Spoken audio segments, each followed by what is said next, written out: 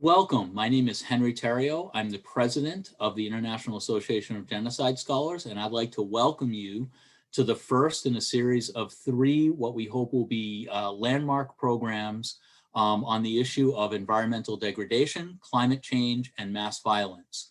Today's particular topic is environmental degradation, climate change, and mass violence, intersections with Indigenous issues. And I'm very excited that we can bring what I think is a remarkable lineup of folks whom I'll introduce in a few moments.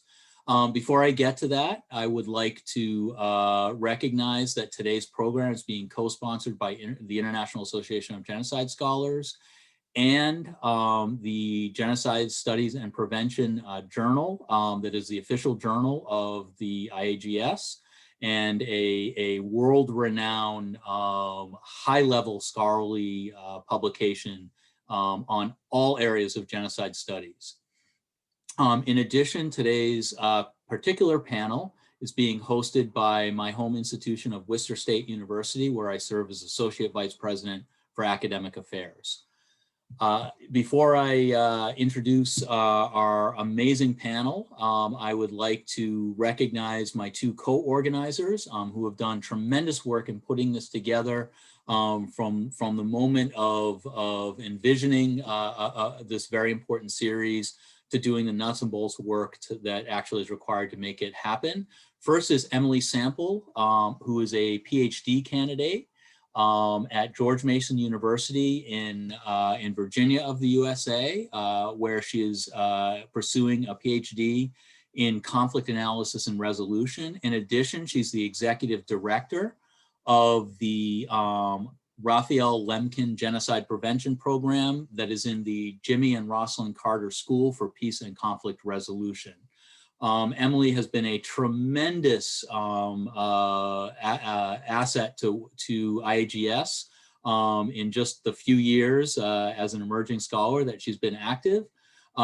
She has volunteered in various roles. Most recently, in 2019, she was elected as the new media officer as part of the executive board of IAGS and has done an absolutely stellar job in that position, among other things, leading the complete updating and significant expansion of the IAGS website that many of you have visited in connection with this program. In addition, we have Christian Gudahas, who is, among other things, at the Institute for International Law for Peace and Armed Conflict at Ruhr University in Bochum, Germany. He's a social scientist with wide-ranging interests. And perhaps even more importantly for today's panel, he is the editor-in-chief of Genocide Studies and Prevention. And through his remarkable work, has helped establish GSP as one of the premier journals, not just in the field of genocide and human rights studies and so forth, but just as a premier international journal. It's open access, and its articles are read in every corner of the globe by thousands upon thousands of people, and we can't express how impressed I am with the work that he's done. I say that as one of the co-editors of another journal in the field, Genocide Studies International, and I just appreciate his work so much and have so much respect for him.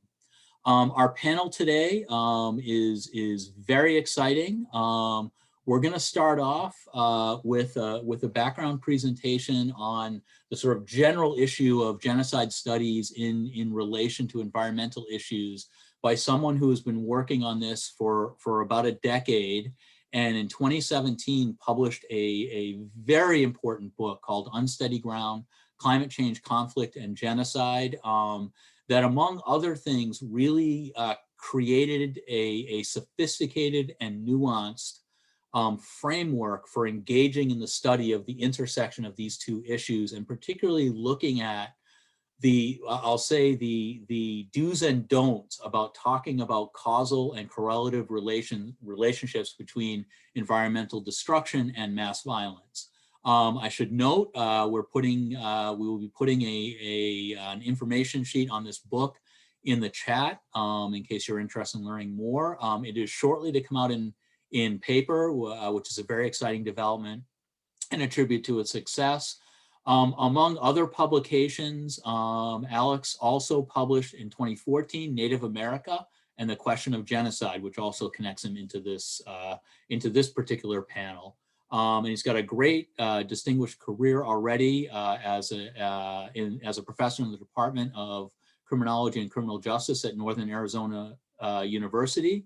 And he's someone I've worked with in different ways over the years, particularly now as a co-editor of Genocide Studies International. I consider him a tremendous mentor, friend, and really tremendous presence in the field of genocide studies. Next, we have our second panelist, who is Karla L. Brollier. She is a distinguished activist and presence on Indigenous people's issues in relation to environmental concerns. As the Climate Speakers Network Director, Ahtna shareholder, Karla Brollier heads up Climate Reality Speakers Network team and direction for the organization. Prior to joining the Climate Reality Project, her most recent role was as Environmental Justice Director for Alaska Wilderness League and Deputy Director for the Yukon River Intertribal Watershed Council. She has dedicated over 15 years to advocating for climate action, social and environmental justice, as well as Indigenous rights on a local, national, and international level. Karla is an Athabascan from Cantwell, born and raised in Alaska. She is currently a fellow for the First Alaskans Institute and the governor's appointee for the National Resources Conservation and Development Board. Next will be Regina Paulose, who is somebody I've had the great opportunity to be in seminars with and work with in different ways. Also someone who's been a longtime member of IAGS and very active. She obtained her JD from Seattle University School of Law and her LLM in International Crime and Justice from the University of Torino. And it's the UN ICRI. She has been a practicing attorney since 2004. She presents and publishes on topics related to international criminal law, transnational crimes and responses to mass atrocities. Her publications can be found. There's a link we can send. She's got extensive publications. She has participated on 2 different People's Tribunals and is the editor of the 2019 volume, People's Tribunals, Human Rights and the Law, Searching for Justice. She currently serves as chair of the World Peace Through Law section of the Washington State Bar Association and co-chair of the International Refugee Law Committee of the American Bar Association. So welcome, Regina. We're excited to have your expertise as well. Dr. Dhirendra Nalbo is the co-founder of the Open Institute, where he teaches on critical epistemology and methodology and co-directs the writing and research diploma program. His research interests include violent conflict and peace, peace building, political economy of natural resources, environmental studies, and climate change and social unrest. So welcome, Dr. Nalbo. We're very excited to have you as well. We have Leila Salazar-López, who is the executive director of Amazon Watch and has worked for 20+ years to defend the world's rainforests, human rights, and the climate through grassroots organizing and international advocacy campaigns at Amazon Watch, Rainforest Action Network, Global Exchange, and Green Corps. So before we begin with our first presentation, I would like to again thank our panelists. This is an esteemed but also very active and intellectually vibrant group. We're very fortunate you've accepted our invitation to be with us today. As you know, the topic for today is Indigenous peoples and environmental degradation. And we have something of a focus on the Western Hemisphere, but really this is a global initiative. And I just wanted to mention we've got other upcoming seminars. We'll post that information in the chat in case anyone is unaware of it. And with that, we're really excited to begin. Thank you again to everyone for being here. And I'd like to turn it over to Alex for his opening. Well, thank you, Henry, for that introduction. Hello, everyone. I'm very happy to be here. It feels good to be amongst a group of people who are actually concerned about these kind of issues. And I'm very pleased to see the focus of this seminar, given that we know that the consequences of climate change are not ones that will be distributed equally, but that will dramatically impact vulnerable populations around the world disproportionately. So I just have a few remarks, and I just wanted to share some general ideas without getting into a lot of detail, but hopefully it will get you thinking about some of these and be a good lead-in for the other panelists. Now, when I first began examining climate change and its relationship to violent conflict, much of what I studied and wrote about felt very distant, and it felt in some ways kind of theoretical. But I have to say, over these last couple of years, what once felt speculative and future-oriented feels very real and immediate now, because more and more we're seeing these changes, these risks playing out in real time in front of our eyes in ways that are hard to ignore. It feels like the hypothetical is becoming lived. The present is providing us with a preview of our future. And we're catching glimpses of what the coming years and decade hold in store for us in terms of climate change realities. And in fact, the data is backing up these experiences. There have been a number of important reports that have been published by a variety of scientific organizations in the last few years that have shown that climate change is progressing faster than initially expected, and that the window of time for us to limit the changes to a manageable level is closing fast. And in fact, just this past December, the Secretary General of the UN, he put this issue very starkly when he warned that the state of the planet is broken, that we are waging a war on nature, which he defined as being suicidal, and that nature always strikes back and is already doing so with growing force and fury. Clearly, this is the defining crisis of our time, as many people have suggested. Now, my focus over these past years has been on the human consequences of climate change. As important as the environmental consequences are, my focus has been on the ways in which climate change consequences impact the potential for violence in regions around the world, and especially for various vulnerable populations. And more than 20 years, almost 30 years actually, of studying violence, especially genocide and other mass atrocity crimes, has taught me a great deal about how these forms of violence come to be perpetrated. And collective violence, we know, doesn't just happen. It doesn't just erupt out of nowhere. There are specific triggers and situations that help bring about violent reactions and solutions. And my goal was to relate those to the issue of climate change by exploring the ways in which the various consequences can foster expressive and instrumental forms of communal and ethnic violence, war, and genocide. And I began my work by exploring a number of pathways that link genocide and collective violence, specifically looking at various large-scale situational kinds of realities, ideological pathways in terms of belief systems and how that will feed in, as well as psychological pathways, things such as we know that during difficult times, people become much more reactive in their thinking and in their perception of other populations. So in my work, I explore, for example, the ways in which scarce or diminishing resources, especially water, will heighten competition and tension between communities and nations. And already around the world, water has been a flashpoint for violent conflict. It has already strained relations between various nations. We know that currently about 1/4 of the world's population is dealing with extreme water stress and critical shortages that are only projected to worsen.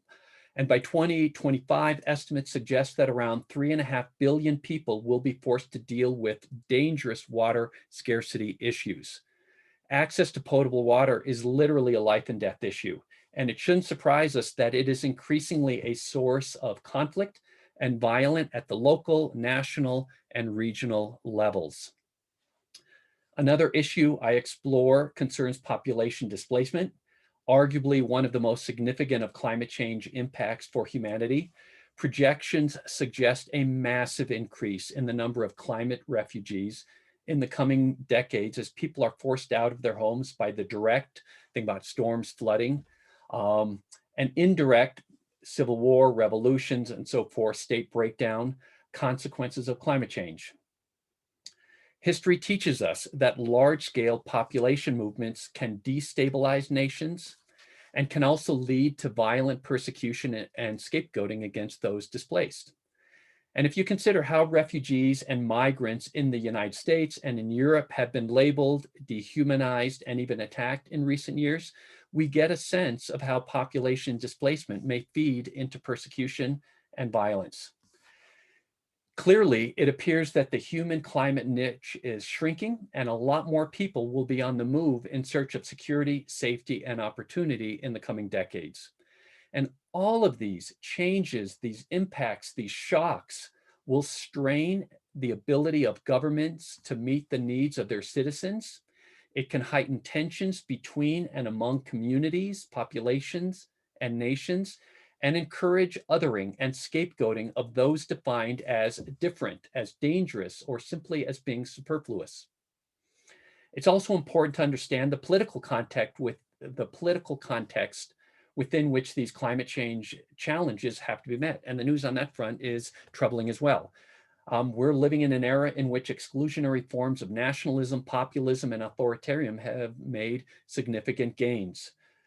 Authoritarian states tend to be more extreme and radical in their approaches to problems and are particularly dangerous when national communities are very narrowly defined. And in those locations, minority populations defined as outsiders or newcomers, especially those as portrayed as posing a threat or as competing for scarce resources, are particularly vulnerable to violent repression. And as nations deal with resource loss, environmental degradation, population dislocation, and various other climate-induced situations, such violence becomes not only more possible, but also, I believe, more likely. And this is especially true in places where there's a history of intolerance and persecution. Old prejudices often gain new resonance during tough times. Now, when confronted with diminishing resources, social instability, and rising numbers of refugee populations, popular fear and prejudice can easily germinate into persecution, violent conflict, and even into more radical programs of expulsion and extermination. I realize this is kind of a litany of gloom and doom. I do believe that there is reason to hope that there are some good developments that are happening. And part of that involves waking up and educating ourselves about the dangers we face. It does feel as if we are at an inflection point in not only our national history, but globally as well. And that's why I welcome series such as this, and I'm honored to be contributing my few opening remarks to this panel. And I hope that all of you find that it's useful and that, you know, there is still reason to continue working in this area. So thank you for your attention. I realize I was talking quite quick. I'm one of these people, I get very, you know, insecure when I go over my speaking time. But with that, I will turn it over to the next panelist, and thank you for your attention. Thank you so much, Alex, for your remarks, and it's much appreciated. Your methodological complexity and nuance, I think, is so crucial at this period. So thank you so much for sharing your sort of framework, and I really do encourage folks. We put the flyer for the book in the chat. It is coming out in paper shortly. It's been very popular. And is really a worthwhile read, I have to say. Thank you. Our next panelist, again, is Karla Brollier. Again, she's the Climate Speakers Network Director, and many other things. We introduced her before. So thank you so much for being with us, and I'll turn it over to you. Hi, thank you so much. My name is Karla Brollier. I am from the Yidateni tribe. I'm on Athabascan, so I was born and raised in the Arctic of Alaska.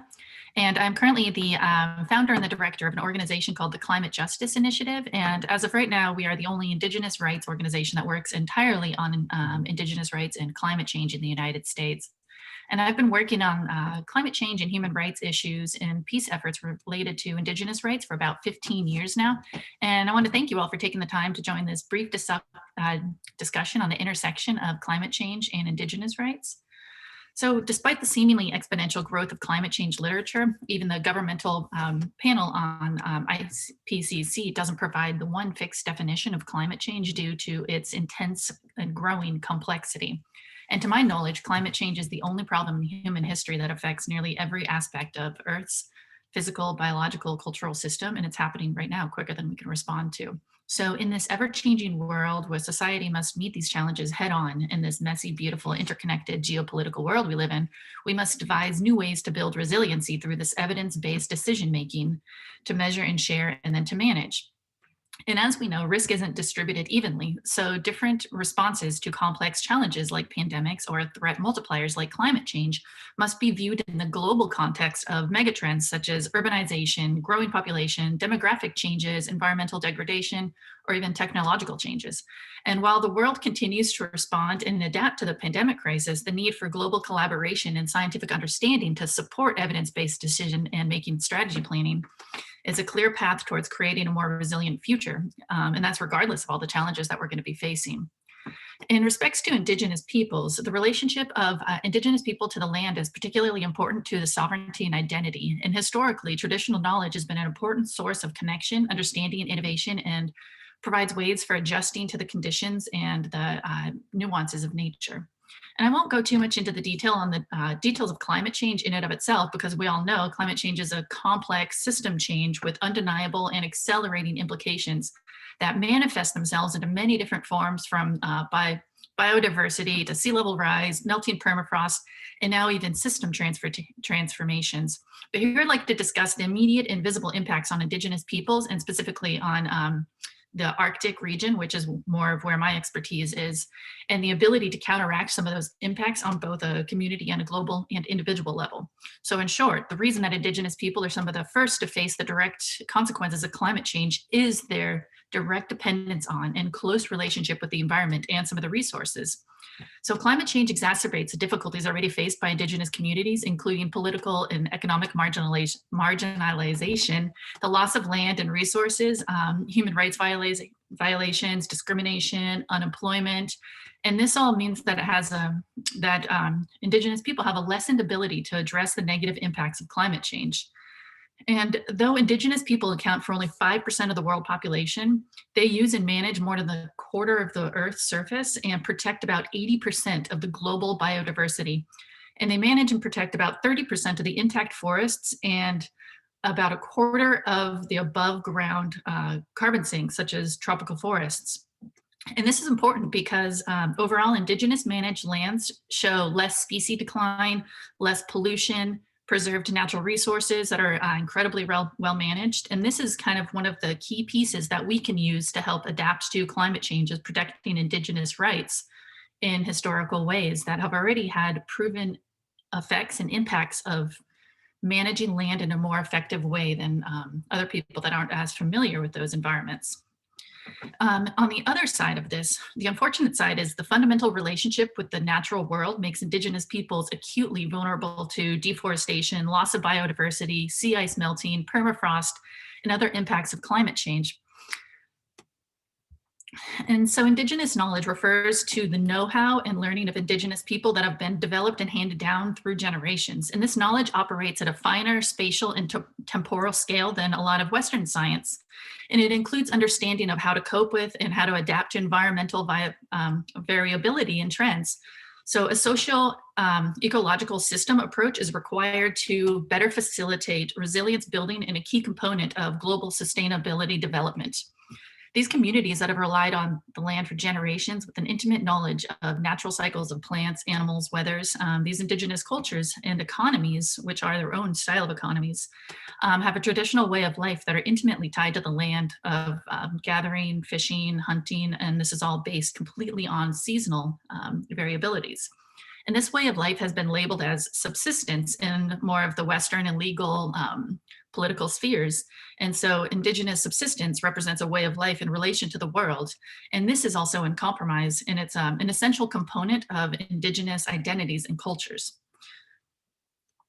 Indigenous peoples and communities are also deeply susceptible to climate change due to historical inequalities such as social roles, state and federal policies, status, and the dependence on the resources that are set to experience intense shifts, such as water access, permafrost in the Arctic. Permafrost is basically like concrete that's kind of ice. And so we build our houses into it and everything like that.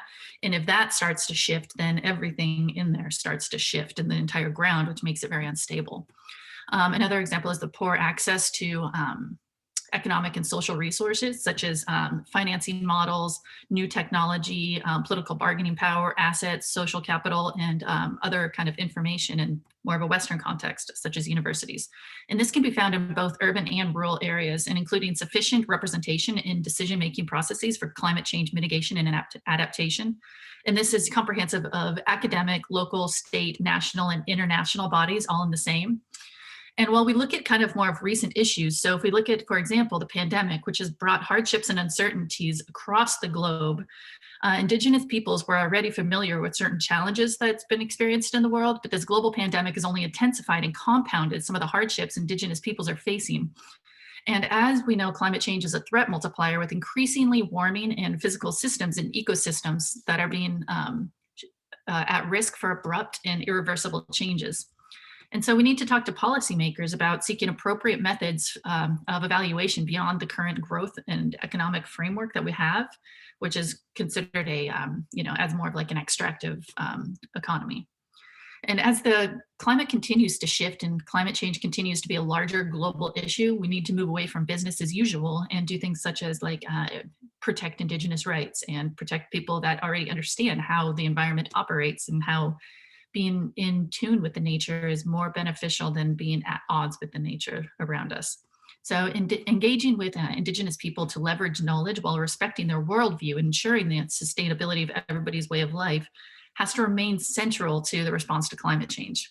For example, Indigenous people are more in line to a regenerative economy model, which is based on ecological restoration, community protection, equitable partnerships, justice, and full and fair participatory processes, rather than an extractive economy, which is a system of exploitation of values based on consumerism, colonialism, which values money over culture and planet and environment.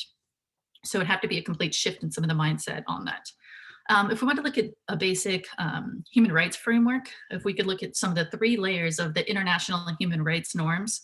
The first layer is more of a civil political rights, such as the right to life. Second layer is a right to include economic, social, and cultural rights, such as a right to an adequate standard of living.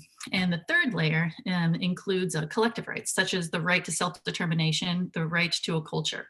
And with that, climate vulnerability is contextual, resulting in multiple simultaneous socioeconomic factors, including economic, social geographic, demographic, sexual orientation, disability, culture, ethnicity, social class, and environmental factors. And we could see that climate change is a violation of all 3 of those layers in Indigenous people's way of existing within the world.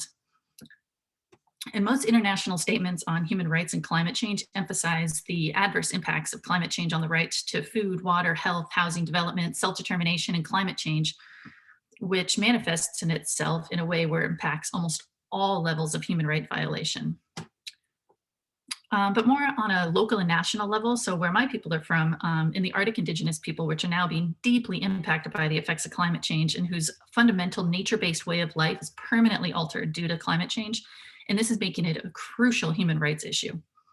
And it's been well established that climate change has a greater impact on those populations that are most vulnerable, whether in developed or developing countries, and it exacerbates existing inequalities, and especially with Indigenous women, where women commonly face higher risks and greater burdens from the impacts of climate change in situations of poverty due to existing roles, responsibilities, and cultural norms. And history has shown that Indigenous people have been extremely adaptive and resilient in the past, Although the current pace of environmental and social change that is currently happening and resulting from climate change is well beyond any reasonable adaptive capacity. And so this issue is twice as complex because it's already undermined by social pressures, which are now environmental, cultural, and social stressors. And not to mention, given that they're likely to be the first and most affected, they have little leverage at negotiation tables in comparison to, for example, major actors and emitters, and are least likely to be the beneficiary of complex climate funding, and often are improperly consulted in implementing any kind of climate plans, which can also cause further harm. And more locally, and again in the America region, the story of America's mistreatment of American Indians, Alaska Natives, and Native Hawaiians is a long and painful one rooted in centuries of discrimination, neglect, and violence. And tribal nations have been removed from more than 1 billion acres of land, resources taken away, sacred sites destroyed. And so despite all of the history, tribal nations and indigenous people have been proven to be resilient and continue to contribute to a country that took so much from them and keeps asking for more. And each year, more and more Native people have been proven to kind of adapt into this like Western lifestyle, but we need to help shift this into more of taking more values from indigenous people and learning how to exist in more symbiotic nature with the world rather than continuing to ask indigenous people to assimilate to a Western world. So hoping to kind of shift this narrative, and we can find stories of hope and optimism, which we can see throughout Indian country or indigenous lands throughout the world. And in that, in our culture, we're failing within the legal, political, and moral obligations towards our tribal people and indigenous people around the world. And we need to do a little more work around this area, I think. So with that, I would love to just thank you all for having me here. And I'm more than happy to continue talking about this. I know this is a very short amount of time to cover a very complex issue. So that's just kind of just scratching the surface, but always happy to chat a little bit more after if there's any specific questions about some of the work or any of the research we've done in the past. But again, thank you so much for having me here. Thank you so much for a fascinating and as you say, very rich and comprehensive initial point of discussion. I do want to emphasize to everybody as well that this is part of the call for papers for the special issue by GSI. That call is in the chat. And if you would, we very much encourage both panelists and audience members who are doing research or advocacy work in this area to really take a look at that call for papers and really consider submitting, because we really think the work that you're doing is crucial. It's absolutely crucial. As much as I am also an editor of another journal, I have to say GSP is a wonderful journal. It is online, open access around the world. It is read by tens of thousands of people. It is a great way to get your work out there in a way that not only will reach a large group of people, but can have an impact on scholars as well as on policymakers. I would also mention that IAGS also has introduced a new policy brief series of short fact-based analyses of policy issues, and this type of thing would be very relevant to the work that the material we're discussing today as well. And if you're interested in doing anything in that area, please let me know and I'll be happy to connect you with our editor. Thank you so much again. Let's get on to our next person. Regina Paulose. It's great to see you, Regina. I haven't seen you, well, this is as close to in person as we get since I think 2018, but we've emailed. It's great to see you here and we're really excited to learn from you as well.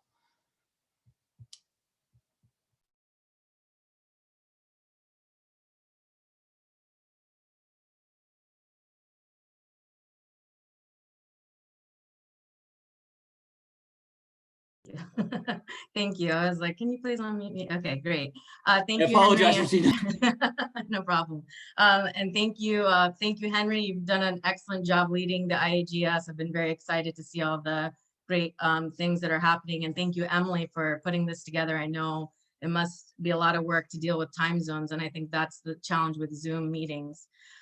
So as Henry mentioned, my name is Regina Paulose, and I am an international criminal law attorney. I'm based in the United States. The main group I work with is the Rohingya, and I was very happy to see the resolution that came out of the IAGS. But lately and recently, my focus about 3 years ago started, in addition to working on genocide, started looking at environmental crimes. And so I'm just gonna make two brief, quick announcements here. I'll put it in the chat when I'm done too, is that in February, next month, I have an edited volume coming out with Mount Vernon Press on green crimes and international criminal law. And it'll look at whether or not a marriage exists between the two now or whether marriage needs to happen.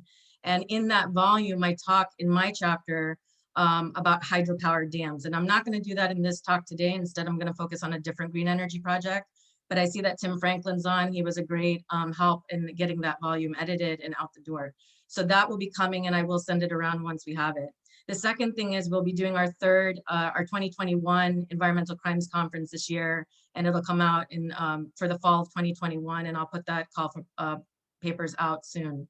But in the meantime, what I want to do is, given the last two speakers and the wonderful things that they've been able to kind of set up the ball with, is I want to actually delve into two different types of projects that are happening now in the status quo that I think are important. And I want to start off by putting a disclaimer out there, is that I don't see the environment as separate from people, and I don't think peoples are separate from their environment. And I think it's really important that we begin to, if we haven't already, begin to kind of put this into our movements and into the language that we have, because we cannot sustain ourselves without the environment. And the more we destroy it, we're not going to be around. So it's not really a matter of whether we're focused on one group of peoples, but really for all peoples. And so with that being said, I'm going to start off with kind of something that talks about climate change, and then I'm going to pivot to something that talks about environmental destruction in general. And I guess my theme for climate change and the way I see it is, while I wholeheartedly agree that climate change is a problem, what I'm seeing in the status quo from my personal point of view is that it's climate action for some, but not climate action for all. And I think in some of the cases that we're seeing this is through green energy projects. And it is absolutely important that we do address climate change, but the speed in which we are making these kinds of decisions without really joining or asking the important stakeholders to be at the table and taking the time to figure out whether these projects have greater implications is going to be problematic. And it may be one of those situations in which 10 years from now, 15 years from now, we've wiped out indigenous peoples or ancient peoples from their lands in an effort to address climate change. And I think there has to be a happy medium. And the way to do that is to make sure that we're making these movements inclusive. So the first type of project I want to talk about is a green energy project. And the situation I want to look at or raise awareness about is what is happening to the Sami peoples, the reindeer herders in Norway. Norway has, in an effort to address climate change, started green energy projects. They've started their Storhia. I can't pronounce Nordic words, so sorry for that. But they've started these wind energy farms in which they're placing the wind energy farms, and they will come up, and 44% of the areas in which they've chosen are actually lands that are critical to the Sami people's the reindeer herders, which is an ancient tradition of the Sami people. And for those of you who are familiar with Lumpkin's work, you know that when you erase the culture of a people or you diminish the contribution of a culture, you essentially will diminish the people and eventually erase them, because you will force them in some ways to either just cease to exist as peoples, or you will just diminish their existence and forcing them to assimilate into something different. So what has happened is that there's a couple of different ways in which the Sami have been excluded from the process. Number one, Norway has, of course, given the green light for these projects. The corporations have started the land clearance, but the Sami people have filed a complaint with the United Nations. The United Nations actually did, through its Committee on the Elimination of Racial Discrimination, tell Norway that this is a problem and that they need to look at it. They subsequently said, we don't see a problem, and they continued on with this issue. What ended up happening from there is, of January 2020, the Sami people, through some NGOs, have filed an OECD complaint, which is something also the Rohingya have done as a result of some of the massacres that happened during the 2017 genocide. That mechanism, I think, is being used in a good way for a lot of these victim groups and survivor groups that really need action. But this is an example of where states are very active in wanting to solve climate change, and it may seem to us as people, that it's very benign, but in fact, it is really damaging and destroying peoples. The Sami people have said that, of course, they have a very big stake in wanting to solve climate change, but one of the biggest things that will end up happening is the destruction of their culture, which means that while we're solving climate change, we've erased them and their way of life. And that is a very critical component to how they live. And many people will lose their livelihood as reindeer herders as a result of these projects. In the time that I have left, I'm going to pivot to a second type of environmental issue, which does have like the looming threat of climate change around it. But that's one of the things that I've taken a great interest in. And I have published an article, which I will post in the chat already, but I hope to continue with the topic, which is this idea of conservation. And I talk about it as in conservation. And what it is basically we are creating conservation refugees in order to protect wildlife by ignoring the marriage between Indigenous peoples and wildlife. And so in the one article that I have published just recently was on the Adivasi tribes of India and how India, in response to what, based on their colonial history, which was completely wrong, and I do go into the importance of environmental history and why we have to look at that, came up with a response in which they believed they could protect the tiger. But however, the problem has become is now that they have gone full-fledged in protecting the tiger, they have forcibly displaced through benign and violent means forest peoples throughout all of India who live in areas where there are now tiger reserves coming up in these areas. And one of the groups that has successfully litigated their claims in India were the Saliga tribe. And the Saliga themselves, they were able to actually move back into the forest areas and reclaim their, so to speak, heritage that they were lost, because the tigers are instrumental not only to their way of life, but to they consider them a deity. And so we see these kinds of things happening all over the world. We have conservation refugees, which I think is not really a term I don't like really calling every group refugees, but we do see forced displacement as a result of conservation. And we have a lot of NGOs that I think are tone deaf to the real issues that are happening, because as long as there is money to go into protecting wildlife, then there is, the governments are seeing this as a trade-off. We'd rather have the wildlife because they're funding, so we'll get rid of the people that are involved in potentially protecting them because they're not bringing anything to the table. And so I think these two projects really kind of show, you know, kind of the problems with some of the conversations that we're having. And I think that there is, of course, elements of genocide happening. In my chapter in the book that's forthcoming, I talk about hydropower dams, and a lot of the Indigenous peoples around the world who in Brazil, in India, in China, Tibet, all over the world are fighting for the rights to their land, and their rivers and resources are being taken from them. So they're forcibly displaced and they're unable to really do a lot about it because the process doesn't include them and there's a lack of access to justice. I have about 1 minute left. So what I will say in the remainder of my time is this. We have currently launched a movement, and it's in the soft launch mode. So I'll put the website up, but I invite all of you who are part of organizations, institutions, networks, whatever the case may be, since we're talking about Indigenous peoples in this specific event, to join. And it's called the Congress of Nations and States. And it's made up of 6 commissions that will come up with best protocols or best practices, that it is Indigenous led. And in 2022, they will meet as a Congress on an equal political playing field with states to come up with how they can be empowered to take care of the situations that they are facing as a result of poor state policies. And of course, one of the topics that will be discussed within the Justice Commission is genocide. So I really hope that all of you will join. And with that, Henry, I will turn it back over to you. Thank you. Regina, thank you so much. I've invited you by a quick message to share a PDF of an announcement of your book. We'd like to get that in the chat as well. Tremendously important work. Thank you so much for your presentation. And that brings us to our next speaker, Dr. Nalbo, if you'd like to jump in here.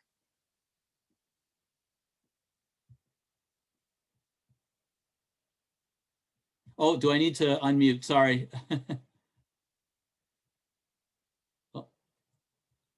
I'm sorry, are you able to unmute? Yes. Hello. Thank you so much, the organizers. And Emily, thank you so much for providing me this space to share some of my observation. I'm not a climate change expert, but I do work a lot on environmental issues. My name is Dhirendra Nalbo. I do a lot of work on peace and conflict studies, but particularly in relation to environmental and natural resource management issues. I guess it is important for me to declare publicly that I belong to one of the indigenous groups of Nepal called Limbus. They comprise 2% of the total population. And having said that, I was born and raised in the eastern hills of the country. And so my relationship with nature is very intimate, and I'm passionate about this issue. I have worked in Burma and Nepal most recently. And the issue that I would like to discuss or share with you today is much more related with protected areas, conservation practices, and how that has displaced a lot of local communities, including, of course, indigenous communities. So I think we all know that climate change is coming, and it is coming fast and very strong. As we discuss these big policy frameworks, big organizations, multilateral organizations, including states, we are also talking a lot in terms of small communities, including individuals that are very passionate, engaging, addressing this issue. And so I think it's important also to ask in this context that why does, compared to many, why does indigenous communities are always comparatively face higher violence, displacement, and mass eviction? And that's important to ask that question. As myself experienced a lot of those different grievances, it's important to ask that question.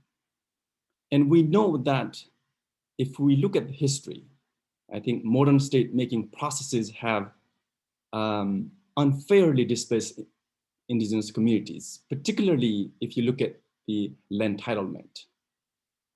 Indigenous communities across the world, almost all of them believed in customary law. Therefore, formalization of or legalization of land ownership has been basically unfair to those indigenous communities.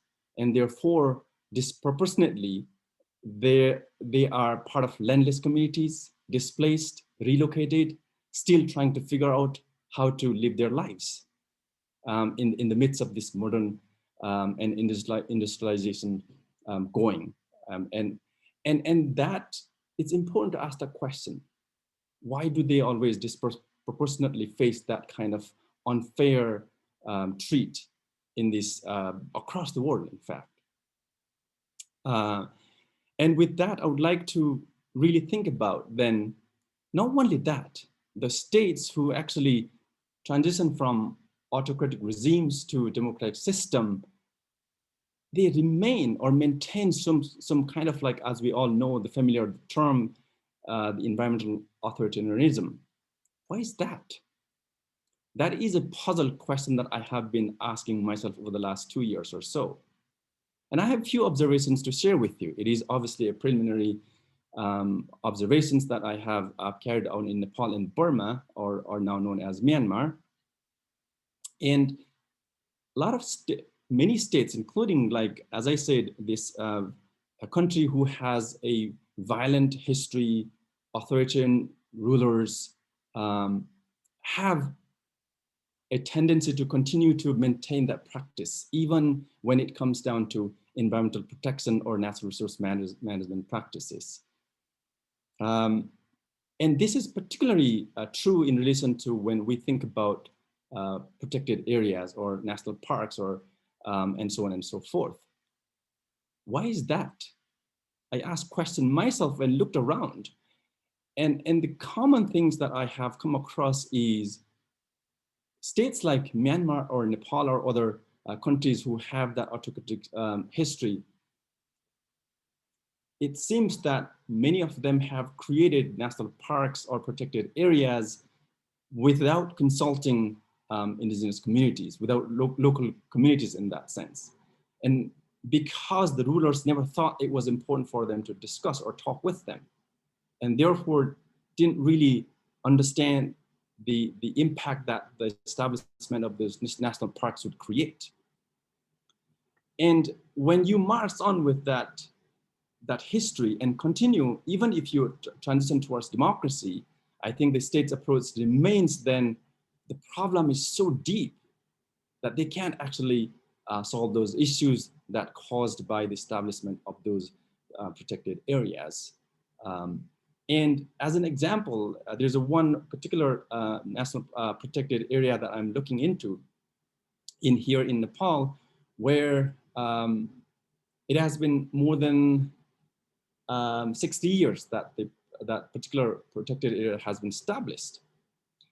And thousands of indigenous peoples have been displaced. The government said that we will grant you a new land after you relocate from this area. And it has been over 60 years now, and there are 19 different committees have been formed, but no land has been granted to those displaced families. And when you look at that kind of problem, it really, the problem has tripled or quadrupled, or it becomes so complex that states have now completely, cannot necessarily solve those issues. And then that brings down to a question, what do we do then? We talk about big policy challenges and issues, but we also, I think we need to talk about how do we prevent this kind of perpetual marginality of indigenous communities whose life sustenance remains, even if they transition towards what modern lifestyle. I think the intimacy towards nature remains very deep. And how do we engage those kind of communities then?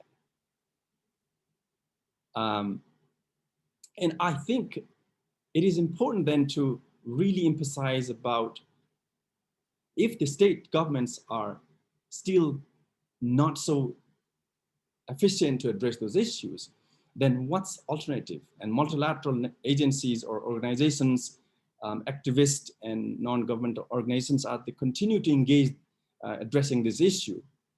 I think one of my observations is that it is important to really, really think about how do we empower subnational or local governments who are close with the communities, who think that when communities have those kind of issues, they have easy access to those, to the government, the local governments or subnational governments.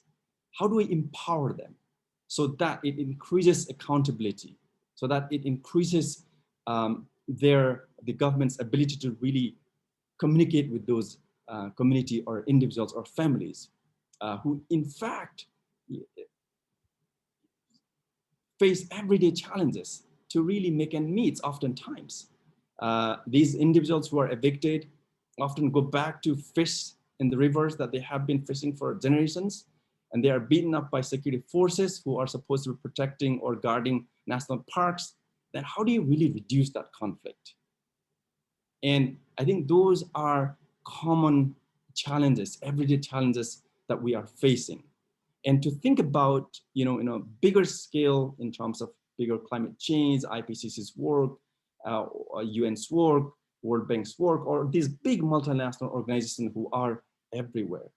But I think the everyday challenge that individuals face are so deep and so hard to see that then, based on my own observation, it is important to really think about engaging with local governments or subnational governments who are actually close to the local communities. Local communities feel that they can actually communicate with those governments, and therefore there may be then a way to move forward, not necessarily addressing those the challenges or solving the issues, but at least one step at a time to face this, to challenge that these indigenous communities are experiencing for decades.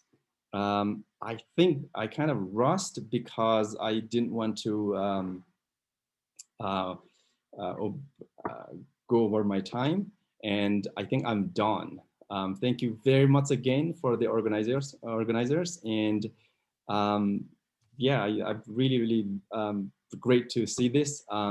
This is really late in Nepal. It's almost 1 a.m. in the morning time here, but it's good to be with you all. Thank you for being with us, and we hope. I just want to let you know, we kind of knew this would go a little bit longer, so we will have full time for Ms. Salazar-López to speak, and then we will remain here for discussion. I'm sorry that for Dr. Nalbo, that'll mean staying up even later if he wants to stay with us, but we really appreciate it. So Leila, if you'd like to jump in, we're excited to have you. Just before we start, I just wanted to say I'm putting in the chat the International Association of Genocide Scholars call for proposals for the conference. And those are due at the end of the month. So just so everyone can get familiar with that. And just to clarify, we have a special issue of Genocide Studies and Prevention, the journal, that we're inviting both presenters and audience members to submit for. And we also have the July, and I want to say it's now 18 to 23 conference, hopefully in Barcelona, but with, regardless of whether there's a physical presence, virtual presentations are also welcomed. And we encourage you, if this is an issue you're doing work on, we encourage you to participate in that as well. Without further ado, Leila, you've been so patient, and we appreciate that. So thank you. Good morning, good afternoon, good evening to everyone. Once again, my name is Leila Salazar-López. I am Chicana Latina here from California, here in San Francisco. And I'm a mother and defender of Mother Earth. And I'm the executive director of Amazon Watch. And at Amazon Watch, we work to protect and defend the Amazon rainforest and our climate in solidarity with Indigenous peoples. Indigenous peoples are the best protectors, defenders, caretakers, guardians, stewards of the Amazon rainforest, which most people know as the world's largest tropical rainforest. And it's the world's largest and most biodiverse tropical rainforest on our planet. And it's inhabited by hundreds of Indigenous peoples, nationalities, ethnic groups, and even isolated peoples, which are peoples who are still living voluntarily without contact to the outside world. And I want to start with this. I'm thinking and reflecting on the topics that we're talking about today, which are environmental degradation and climate change and mass violence and genocide. Not light topics, but these are issues that we deal with in our work every day. And so I want to start with a quote by Cacique Hauni, who's known as Chief Raoni Matukire of the Kayapo people, who is an inspiration and a leader for so many of us, and definitely for the Indigenous peoples across the Amazon rainforest. And he says, for many years, we, the Indigenous leaders and peoples of the Amazon, have been warning you, our brothers who have brought so much damage to our forests. What you are doing will change the whole world and will destroy our home, and it will destroy your home too. For if our earth dies, then none of us will be able to live. And following all of my colleagues here and everyone who's already spoken, I think, I could definitely agree with Cacique Hauni. I think much of what you all have said have reinforced his words and his guidance. that he has been sharing for decades. Many people know Kasikauni for his work to stop the Belomonchi Dam. It is now the third largest mega dam in the world, and it's in the middle of the Amazon rainforest. Unfortunately, the dam was built in the early 2000, starting in 2012, but the struggle and the resistance of Indigenous peoples and international and regional allies and international allies from all around the world did bring attention to the threat of mega dams and huge hydroelectric projects in the Amazon. And since then, no new massive mega dams have been built in the Amazon. So when I think about these topics, and I think about the threats to the Amazon, I just mentioned one of them, hydroelectric dams, mega projects. There are so many threats to the Amazon rainforest. Infrastructure projects. There is deforestation, whether legal or illegal. There's fossil fuel extraction. There's mining. There's agribusiness expansion. These are all threats to the land, but they're also threats to the people. They're threats to the people who are protecting the forests. And so these threats have been around for many, many years. I would say they're, our brothers and sisters in the Amazon would say they've been around for centuries, since colonization.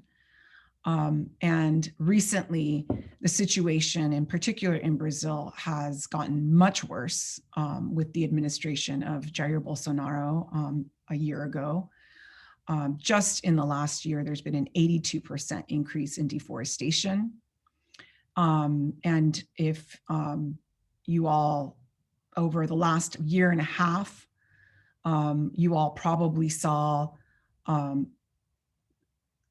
some of the news reports of the fires in the Amazon.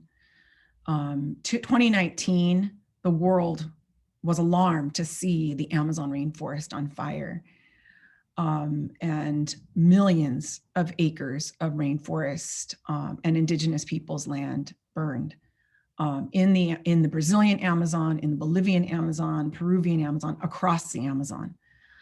And this year in 2020, it was even worse. And just in the Brazilian Amazon alone, there was over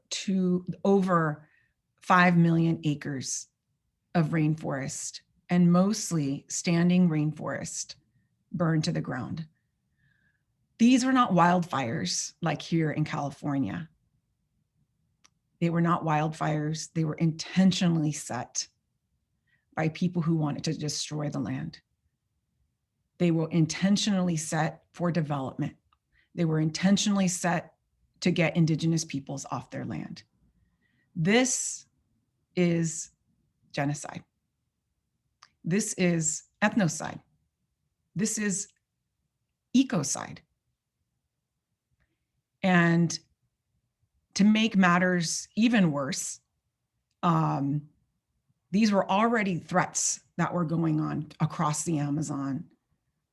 There were already threats, when we saw the fires and deforestation and the attacks against Indigenous defenders. Things were already pretty bad and leading the Amazon to an ecological tipping point. But then COVID arrived.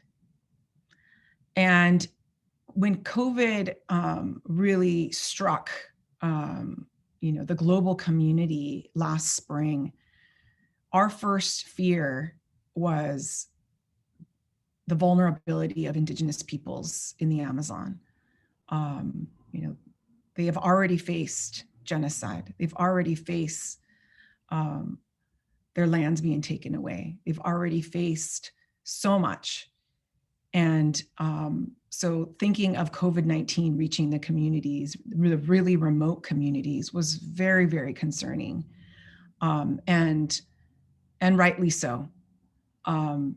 Because if I could just pull this up, I just asked our partners if they can give us the latest updates on COVID-19 in the Amazon.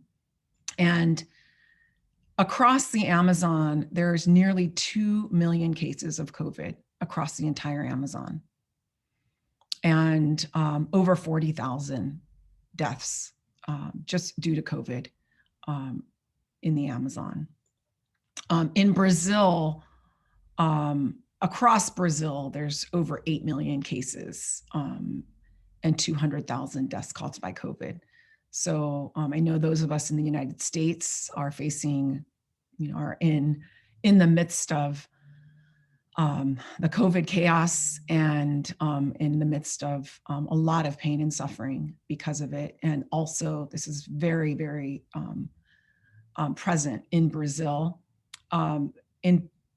In Brazil, the Association of Indigenous Peoples of Brazil has been tracking the cases and the deaths among the indigenous people in Brazil, and there's been nearly 1 million cases of the 8 million that are of indigenous peoples, and so it's gotten to the point where it is very, very, very serious, and it's also intentional.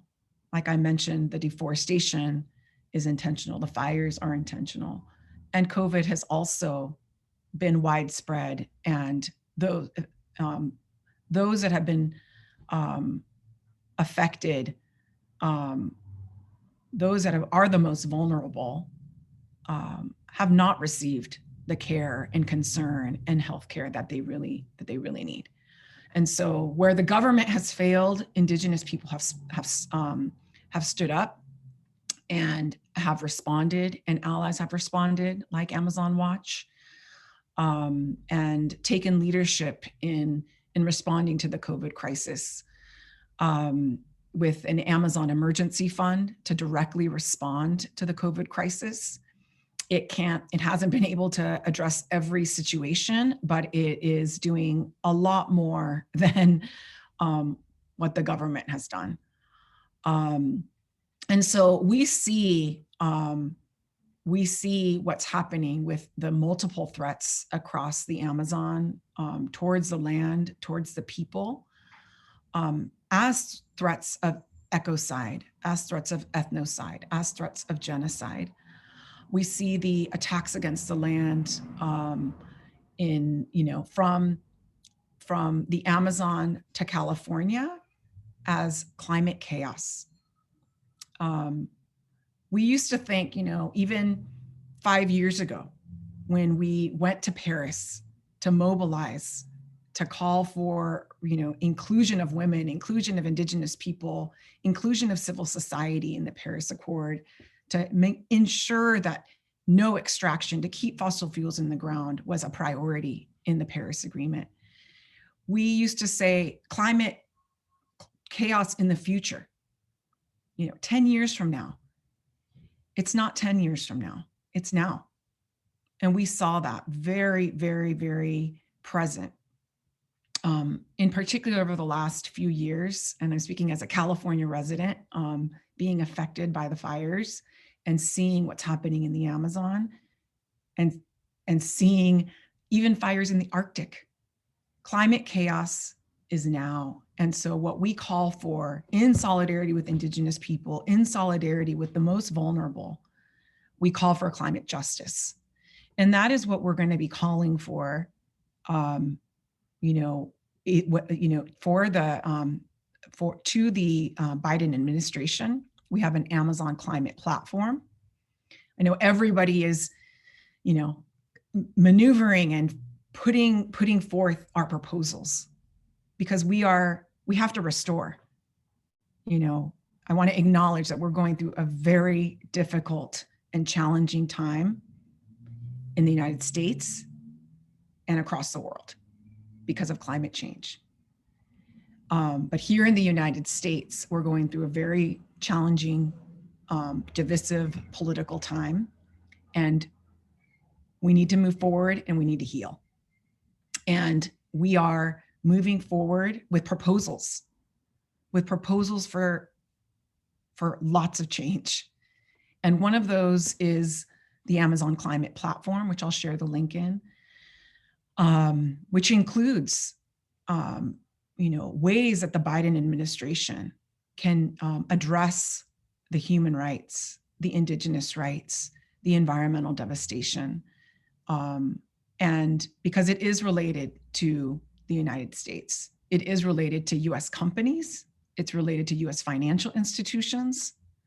And so we need to hold them accountable. Those are complicit in the destruction of the Amazon rainforest and human rights and our climate. Those who are complicit need to be held accountable. And so we're going to be working towards that. And I don't know how much time I have left, so I should probably wrap it up. But I just wanted to say that our work moving forward, while we work on the Amazon and indigenous rights, we work within a movement for climate justice. We work within a movement for indigenous rights. We work in a movement for women's rights. And that's where we really want to move forward together. That's what we are calling for in this time of restoration and healing for our country and for Mother Earth. So thank you.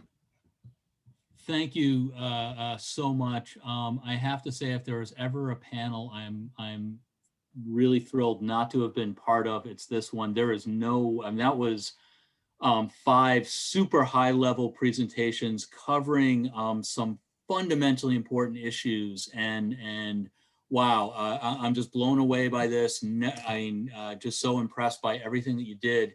It's disturbing on many levels, as we know, but I think anybody in this session today has already been very disturbed by the issue. We know these issues are dire, and I think the insights that you've each shared are just tremendous. You've given us really important avenues for thinking about things, but also really laid out directions for action that we need to take as concerned scholars, as activists, and others for what we need to be doing in an absolutely desperate situation. I just wanted to comment also that I really appreciate the discussion of COVID. And again, we see a disproportionate impact on the most vulnerable people, on indigenous people, on people of color, if we're looking at the US context and so forth. And this is itself a legacy of genocide, slavery, and other mass oppression through history. The reason people are vulnerable is because of this history. And then these new threats come in and they're even more vulnerable than others. But I also really appreciate the fact, Leila, that you highlighted the fact that we're all vulnerable to environmental destruction. I mean, we all depend on the environment, even as that impact is different for indigenous people, more, and more sort of immediate in many ways. It's easy to deny that for all of us. So I think the comments all of you made are really important. We know we're over time, and I should have pushed my co-organizers, knowing as I do that this is going to go well over time. I apologize to those who are at late night shifts, but we do have already at least one question in the chat that I'd like to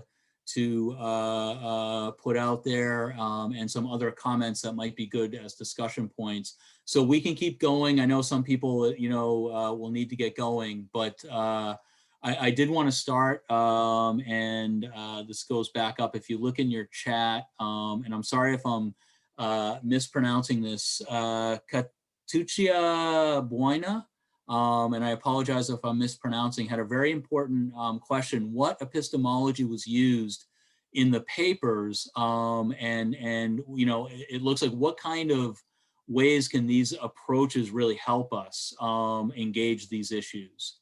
So I don't know if any of the panelists would like to comment on that. Certainly that's an important issue.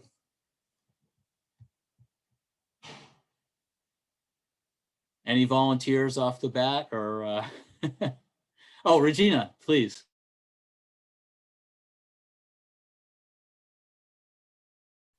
Thank you. So I guess I'm not sure I understood the question when I saw it, but I guess from a legal perspective, what I found is most helpful, at least in the papers I write, they come from a legal perspective. But I have found, especially when I write about genocide and now about the environmental crimes, you can never ignore history. So I think that that's always an important component to providing context. And I think sometimes you have to add the geopolitical dimensions to it as well. So I think there's a little bit of that kind of combination in addition to cultural, like anthropological items. So I don't know if that answers the questions, but at least that's the way I come from it. It's never just purely legal unless it's something very technical that I'm arguing about. Thank you. Anybody else want to join in on this important question?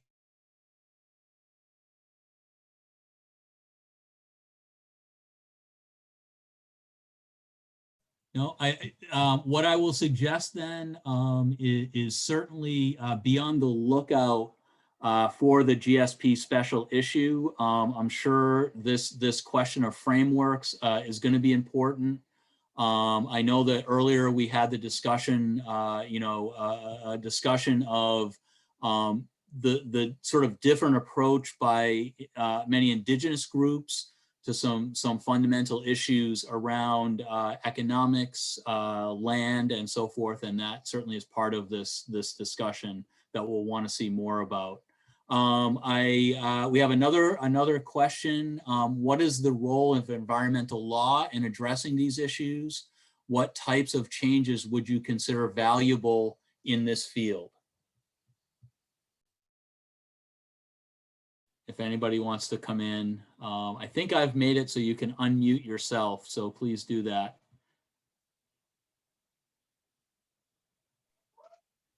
Hello. Sorry, I'd like just to try to explain my question. I'd like when you realize the research in this subject, I'm very interested in that. How can I understand how the paradigm or epistemology that you can use it to be correct for everything? For example, when you're talking about indigenous, you can't use some structural paradigm because not contemplate everything. So I'm looking for understand what paradigm or epistemology you can use to understand or clarify this subject. Is that my question, in fact? Thank you so much. Thank you, and you appreciate that. If anyone wants to step in again on that, and again, we had the other question about the role of environmental law and what needs to be done in that respect. We have other questions as well, and maybe that's something everyone wants to think about a little bit. We have another question: can the precautionary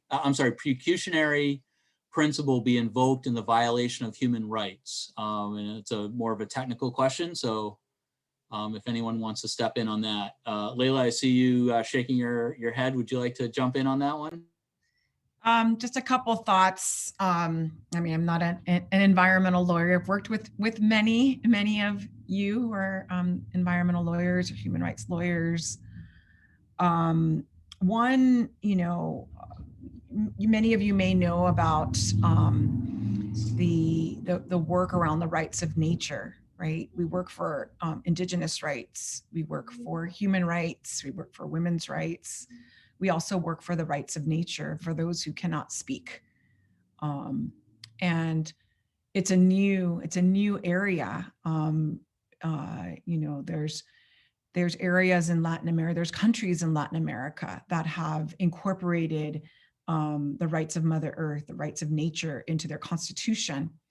But the implementation of those rights and filing lawsuits and filing new laws to implement has been a challenge.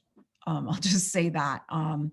There's lots of work being done to educate lawmakers, to educate judges, rule, to be able to, so that communities can actually bring cases of violations of the rights of nature to the courts.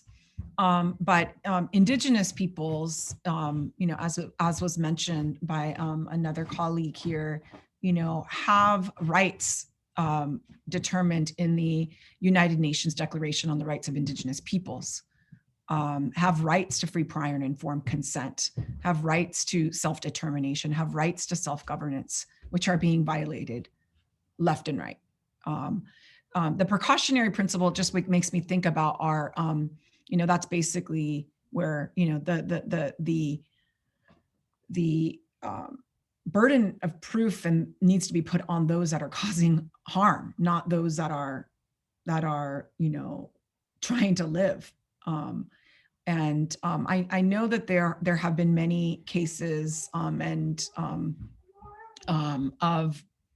there have been many banks and corporations, for example, that have adopted human rights policies that incorporate the precautionary principle. The issue is always about implementation. I'll just leave it at that. And I'm going to mute myself because my kids are in the background. Thank you so much. I don't know if anyone else wanted to step on that, but that's a really helpful answer for us, I think, to contemplate. And we do have some other questions that are coming up. First, let me go back. Are there any success stories where a hydro dam project was built with meaningful engagement of project affected communities? From Madison Vorva. Dr. Nalbo. That's a very interesting question. I don't know how do we measure success, but here are some examples in Nepal most recently, that there's a policy in which where the dam is built, the communities around there are entitled to up to 15% or more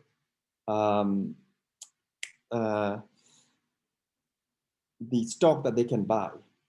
So they are subsidized.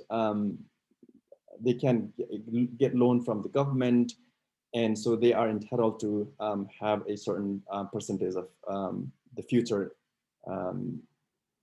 income. And so I think that's a good policy that I think state is implementing.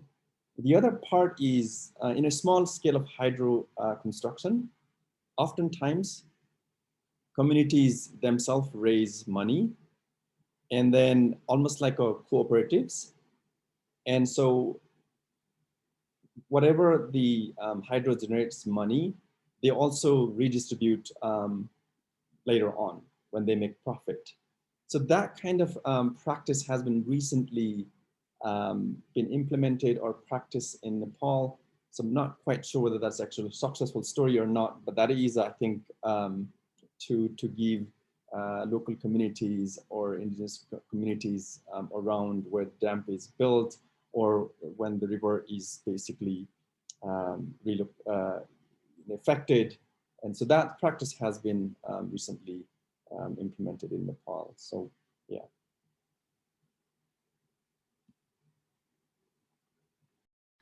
No, thank you. That's very helpful. Thank you. Obviously a complex issue as well. We have a few more questions. I do want to try to get to them. I also noticed we have a hand up. So I'll try to work you in, Jeff Peterson, as soon as we're able to. And I just wanted to make a note, Alex Alvarez had to go. I had told him, it was a 2 o'clock stop, and he had another thing he could not go to at 2, and was gracious enough to spend the time with us, but was very thankful for the opportunity to be on the panel and to hear, the presentations by other folks, a tremendous work. So very quickly, any comments on the court hearing regarding the climate change lawsuit accusing the French government of taking inadequate action? Is there any reason for a progressive ruling? And again, maybe you're not familiar with it, which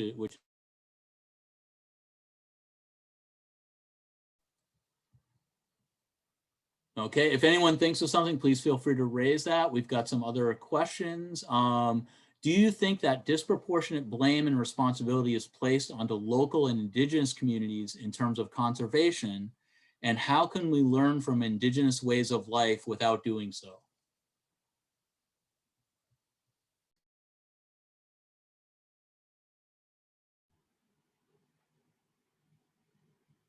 Can I quickly respond?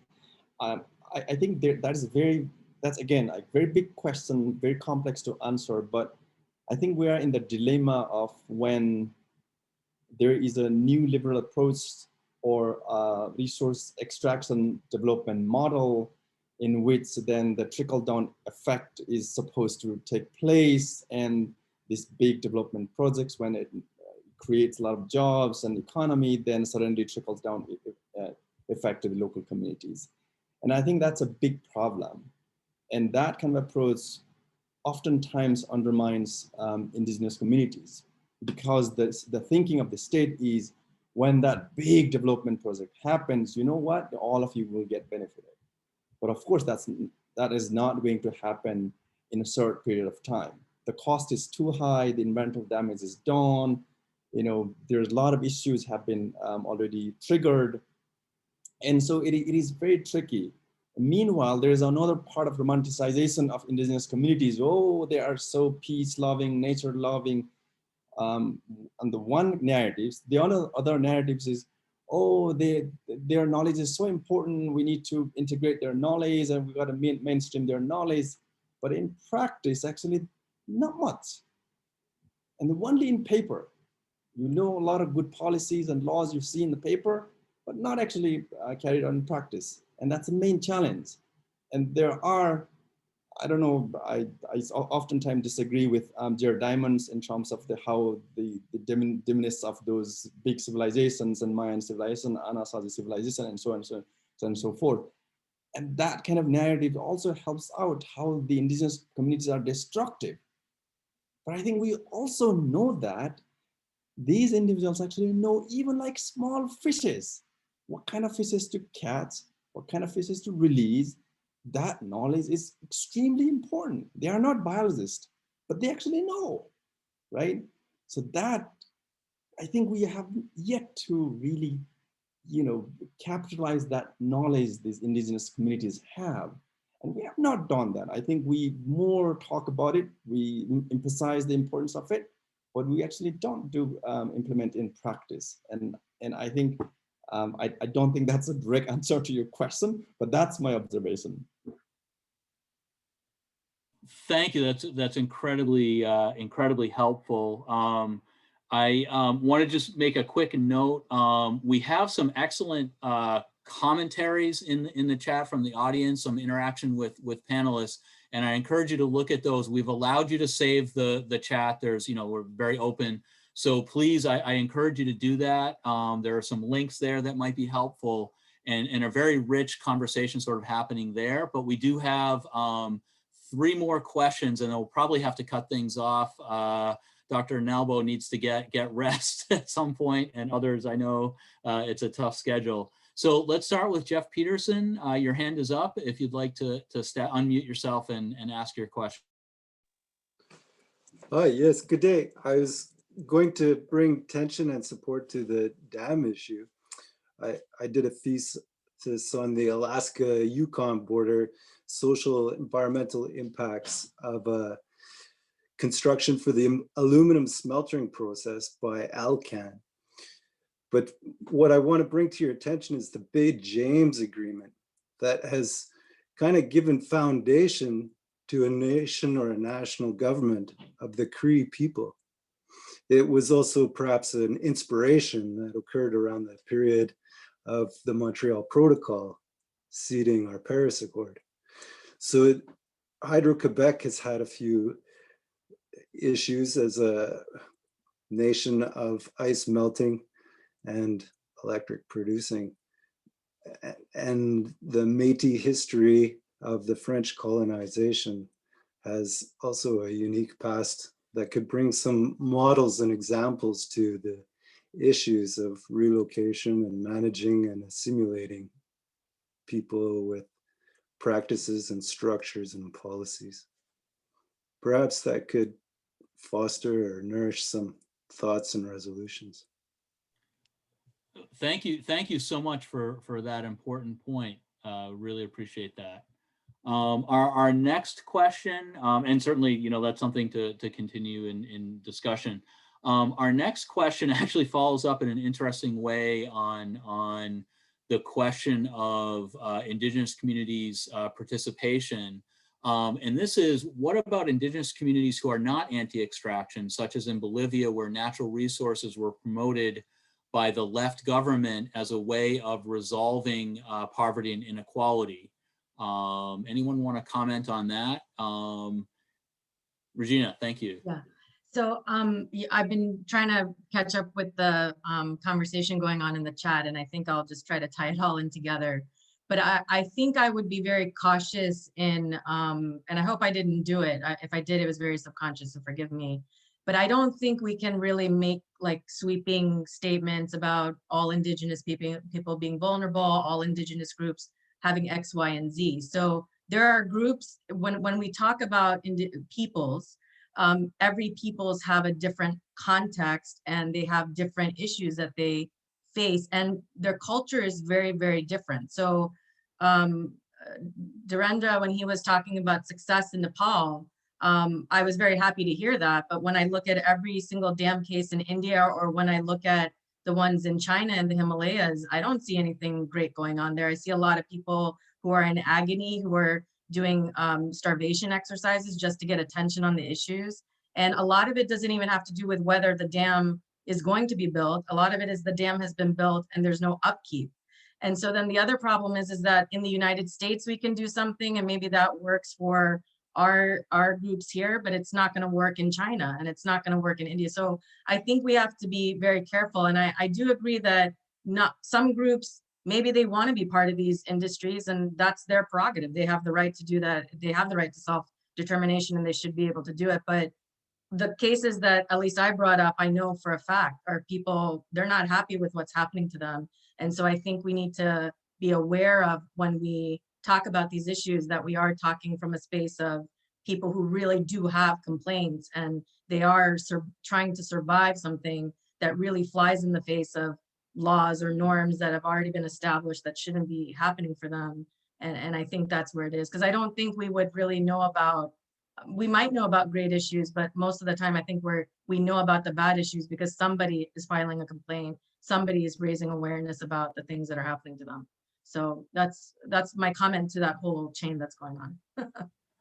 Thank you so much, Regina. It's really helpful. And I would just add, I'm going to step in. I would just add, looking at, I've done some work on chemical mining in Armenia. And one of the other splits, you know, we always have to be aware of is central government versus local, where local can often be indigenous, and the ways in which many communities are put in a sort of double bind, where they're economically de-developed. So they're in a position where they do need, you know, maybe revenue from jobs or something like that. And at the same time, the only way to get that is to expose their local area to environmental destruction, you know, water poisoning and all sorts of other things. So that's another dimension of this, that even choices can be very constrained in this context, as I think we're all aware. And so that's another thing to keep in mind. And it sort of leads us to another question we have, and I'm going to reverse the line, which is being vulnerable or self-determining and resilient a dichotomy? If you're one, does that preclude you from being the other? And there's some further comments with that, but that's the main question. I don't know if anyone wants to comment on that. Or Regina's sort of begun to address that. And I think others have as well. So maybe we can stay with that. I know Leila just had to leave as well. She has another appointment, and it's just a good example. I think we had one more question and then we'll wrap up. And I'm going back to find this.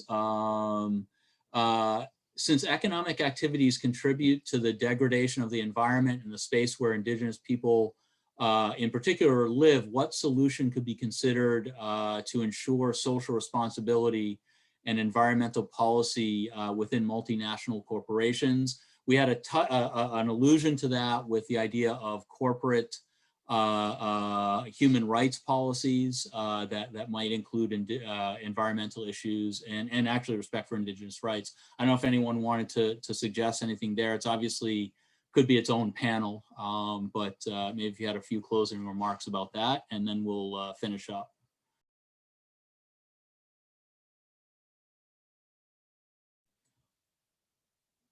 Or maybe there's not a lot of hope in that direction. I think, you know, one of the things we always keep in mind is there's the rhetoric and the reality of those commitments, and sometimes they're very different. I know we could keep discussing this, and I appreciate that many of you have stayed with us. This has been an unbelievably enlightening panel. I say that as sort of a white guy in the Northeast of the US. Which means I'm ignorant of a lot of things that people live in their daily lives and struggles. So I also recognize that as a problem, but I appreciate the opportunity to learn more and to commit in a new way to dealing with this. As I just say again, you know, both GSI and as a publication and IGS's conference are really open to really exploring these issues more. I just want to give a hand to our panelists who again, I can't express how impressed I was with what you brought to the table and how important your interventions are. I think this is actually a historical panel, bringing people together in this way. I'm excited for the video to be out there for people to really have a chance to engage this who weren't here today. And I think you've laid out just some crucial issues. I don't know if our other two organizers would like to close out with anything, and if there are any final comments from our panelists who are still able to be with us. Christian or Emily, is there anything you'd like to add? Just want to answer the question in the chat that said, accessing the recording. Once the recording is ready, we will email out the link to everyone who had registered with the Eventbrite link where you originally found this. So everyone should be able to access that as soon as it's ready. Great, thank you. Thank you very much. And any final word from any of the panelists? I know we're way over time. Yeah, thank you again to all of you. I mean, just can't say it enough. Thank you to our audience members. Obviously, looking at the chat, this is a really important issue to continue discussions on. We're excited that 2 weeks from now and 4 weeks from now, we will be having panels 2 and 3. Emily has put the information on the next one in the chat. And also, I assume if you saw the information for this panel, you're also aware of the other panels. We're going geographically around the world and touching on different issues as well. So we invite you to be at those next panels. And thank you again to everyone. You know, this has been really important. So with that, we'll wish you a good day, you know, we hope that maybe in a few years we'll be able to come back to report on some progress on these issues.